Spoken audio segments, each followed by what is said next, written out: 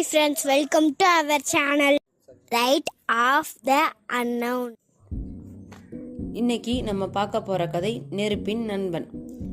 ஒரு சிறிய கிராமத்தில் முருகன் என்ற சிறுவன் வாழ்ந்து வந்தான்.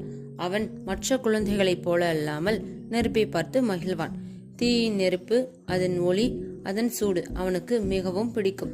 கிராமத்தினர் அவனை பார்த்து பயந்தனர். ஆனால் முருகனுக்கு நெருப்பு ஒரு நண்பன் போல.